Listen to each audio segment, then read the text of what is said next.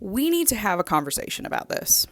You see, ever since I made that video about Drake Bell and the revelations that have come out about his time on Nickelodeon sets in the 90s and early 2000s, I've gotten lots of comments like this from parents, and I've seen several videos from creators who point out, you can't blame parents for this. There's no way a parent would ever let this happen. They were groomed.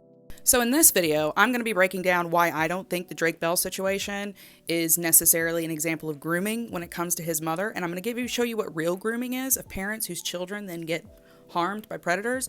And then at the end of this video, we're going to have a conversation about why comments like this are very not all men. Now, for those who don't know, when Drake Bell's story came out in this new documentary, Quiet on Set, about 90s and early 2000s Nickelodeon, it became very, very clear that his mother had exposed him to a lot of danger, even though she was warned by multiple people multiple times. Drake's own father told her not to leave Drake with he who shall not be named because Drake was going to come to harm and the guy was not good. And she had also seen what was going on these sets. She had heard rumors. She had watched other parents stand up for their children and have their children basically like taken out of programs or lose money or whatever it is. So there was an awareness in Drake's mom of predators being around her child. Now, why don't I think it was an example of grooming? I'm going to refer you to this documentary, but trigger warning, it's hard to watch. Abducted in Plain Sight is about the family. I can't remember the name of this family, but there was a mom, a dad, several sisters, and there was a predator who lived next door to them who got really, really focused on this sister in particular. The two families were really, really close. The kids would spend the night with each other. They went to church together, all of these things, and the predator got closer and closer to their daughter. This is where the grooming part comes into play, right? The predator knew that he needed to get to this child, so what did he do? He literally seduced the father and the mother. Yeah, they were both in romantic relationships with them. He wooed them into romantic relationships. No one was coming to them and warning, saying, this guy's a predator, this guy's dangerous. There was no red flags, no warning signs. They just thought that they were like in love with this guy and having a relationship with him, and he was kind to their children. Until one day, he disappeared. He disappeared with the child that he had a fixation on.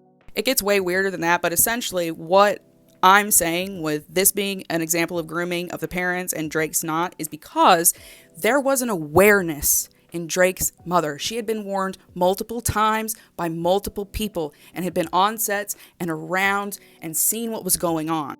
Even Drake's girlfriend's mother knew what was going on and tried to intervene.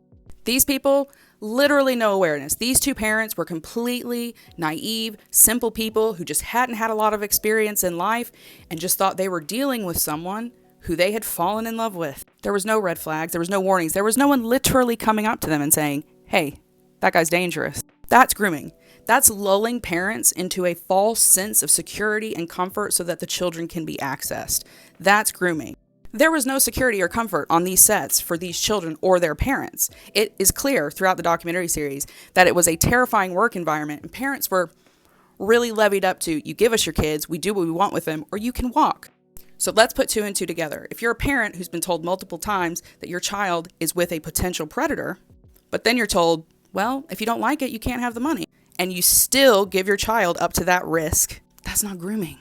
Coercion, maybe. But in my personal opinion, this was a conscious trade-off that his mother made. And she may not have consciously known what was going to happen to Drake, but she consciously put him at risk for her benefit.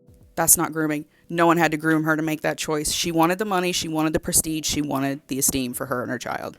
Now, let me quickly address why comments like this are unhelpful when we're having conversations about women like Drake's mother who risked her child's life with, at best, negligence. You see, there's lots of parents who come into my comments with comments just like this every time we're trying to talk about a parent who genuinely dropped the ball. And it smacks of not all men. And do you know what the purpose of comments like this are from parents when we, as survivors of parents like this, are trying to have these conversations? It's to silence us. It's to make sure that no blame is ever put on parents because they see something in this that triggers them. Some fault, some failing. Parents get it wrong sometimes because, newsflash for some of you out there, parents are just human beings. And some human beings are not very nice. And some of them don't care about their children enough. So when we're having these conversations about child stars and what happened to them and how the parents put their children in harm's way when they could have so easily protected them, comments like this are unhelpful. Keep them to yourself. What do you think? Let me know in the comments and follow for more.